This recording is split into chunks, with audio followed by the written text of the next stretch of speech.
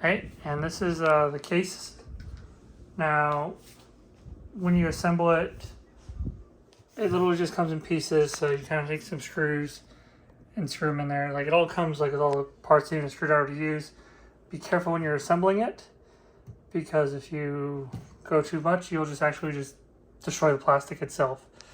I got 2 of them. I'm not sure how I feel about them so far. I really kind of like how this is easy to open.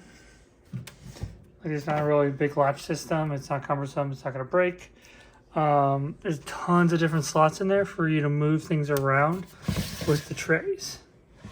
Now, I got 2 of them in hopes of actually, for storage purposes, like, okay, cool.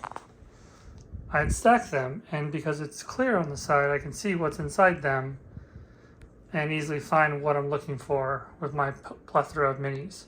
But they don't lock in any way, shape, or form. So now that I have kids, that's kind of an issue for me. The other negatives that I have with it is the little trays they sell for these. These are like the thinnest pieces of aluminum. The size is a little unique. So, kind of hard to find. More of them, I haven't done a lot of digging to find the exact dimensions to go somewhere else, because right now they want like $10 a tray, and that's not a $10 tray.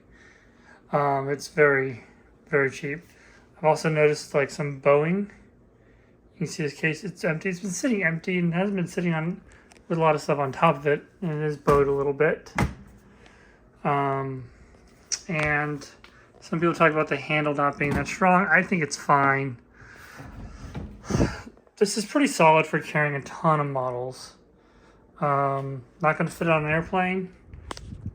Fits great for me to put in the trunk. It's there, it's secure. So I was just really hoping they'd stack. That's where my disappointment was.